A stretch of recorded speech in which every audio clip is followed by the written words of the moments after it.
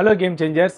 இந்த வீடியோவில் என்ன பார்க்க போகிறோம் பார்த்தீங்கன்னா, சிஎஸ்கே போட்டியில் மாற்றம், ஹர்திக் பாண்டியா ஆர்சிபி எதிராக தோற்றதுக்கப்புறம் சொன்ன விஷயம், ரோஹித் சர்மா வந்து மும்பைக்காக படைச்சுள்ள சாதனை, ஹர்திக் பாண்டியாவுக்கு நடந்த ஒரு விஷயம் பார்த்தீங்கன்னா, ட்ரிஸ்டன் ஸ்டப்புக்கு மட்டும் ஏன் வந்து அது வந்து மறுக்கப்பட்டது, மொத்தமாக அந்த வீடியோவில் பார்த்துலாம் வாங்க. அதாவது முதல்ல பார்த்தீங்கன்னா, சென்னை அணி பார்த்தீங்கன்னா ஏப்ரல் 26ஆம் தேதி பார்த்தீங்கன்னா குஜராத்தில் வந்து சிஎஸ்கே விசஸ் குஜராத் அணிகள் வந்து மோதி இருந்தது. இந்த போட்டி பார்த்தீங்கன்னா அப்படியே வந்து சென்னை மைதானத்தில் வந்து மாற்றிருக்காங்க. சிஎஸ்கே ஸ்டேடியம், அதாவது எம்ஏ சிதம்பரம் ஸ்டேடியத்துக்கு வந்து மாற்றப்பட்டிருக்கு. இந்த போட்டி பார்த்தீங்கன்னா கரெக்டாக 3:30 மணிக்கு ஸ்டார்ட் ஆகுன்ற ஒரு தகவலும் வெளியாகி இருக்குது. அது மட்டும் இல்லாமல் பார்த்தீங்கன்னா அடுத்து மே 21ஆம் தேதி பார்த்தீங்கன்னா சென்னையும் குஜராத்தும் அதே போட்டி பார்த்தீங்கன்னா இங்கே சென்னையில் நடைபெற இருந்தது. அது பார்த்தீங்கன்னா அப்படியே தூக்கிட்டு போயிட்டு இங்கே நரேந்திர மோடி ஸ்டேடியத்தில் வந்து வச்சிருக்கிறாங்க. குறிப்பாக பார்த்தீங்கன்னா இது வந்து 7:30 மணிக்கு நடைபெறுன்ற தகவல் வெளியாகி இருக்குது. என்ன காரணம்னு பார்த்தீங்கன்னா எலெக்ஷனுக்காக தான் இந்த மாதிரி தள்ளி வச்சிருக்காங்க, அதான் மாற்றி வச்சிருக்காங்க அப்படின்ற ஒரு தகவலும் வெளியாகி இருக்குது. அடுத்து பார்த்தீங்கன்னா ஆர்சிபி எதிராக வந்து நம்மளுடைய ஹர்திக் பாண்டியா மும்பை இந்தியன்ஸ் அணி வந்து தோல்வி அடைஞ்சாங்க. இது குறித்து வந்து அவரே சொன்ன விஷயம் என்னன்னு பார்த்தீங்கன்னா, அதிக விக்கெட்டுகளை இழந்தும் அதிக ரன்களை நாங்கள் கொடுத்தும்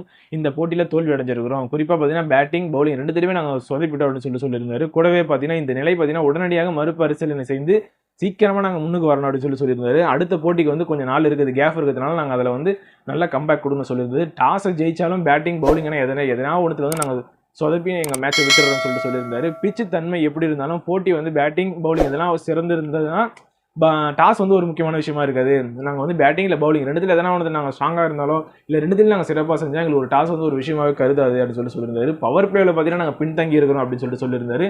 இந்த போட்டியில் ருதர்ஃபோர்ட் பார்த்தீங்கன்னா சிறப்பாக விளையாடினாரு அப்படின்னு சொல்லிட்டு அவருக்கு வந்து அவருடைய வாழ்த்துக்களை சொல்லியிருந்தாரு. அது மட்டும் இல்லாமல் பார்த்தீங்கன்னா ட்ரிஸ்டன் ஸ்டப்ஸுக்கு பார்த்தீங்கன்னா சிஎஸ்கே விசஸ் டிசி டெல்லிக்கும் சிஎஸ்கே இடையில போட்டியில் பார்த்தீங்கன்னா அவருக்கு வந்து க்ளவுஸ் வந்து இடையில வந்து சேஞ்ச் பண்ண சொன்னார். ஆனால் அந்த டைமில் பார்த்தீங்கன்னா அம்பையர்ஸ் வந்து மறுத்துட்டாங்க. டிசியும் சிஎஸ்கே போட்டியில் இது மறுத்துருந்தாங்க. அதே மாதிரி பார்த்தீங்கன்னா ஆர்சிபியும் மும்பையும் மோதிர போட்டியில் பார்த்தீங்கன்னா ஹர்திக் பாண்டியாவுக்கு வந்து இந்த க்ளவுஸ் வந்து சேஞ்ச் பண்ணாங்க.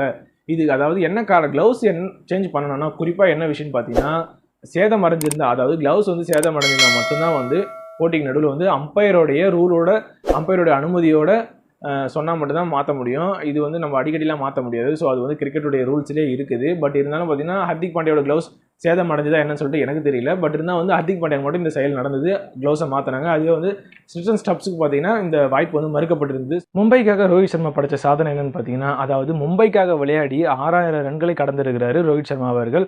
அதுதான் வந்து ரோஹித் சர்மா வந்து மும்பைக்காக படைச்ச சாதனையாக கருதப்படுகிறது. இதை பற்றின கருத்து என்ன சொல்லிட்டு நீங்கள் மறக்காமல் கமெண்ட் செக்ஷனில் கமெண்ட் பண்ணிட்டு போங்க. இந்த மாதிரியான கிரிக்கெட் அப்படியே தெரிஞ்சு நம்ம சேனல் மறக்காமல் சப்ஸ்கிரைப் பண்ணிங்க.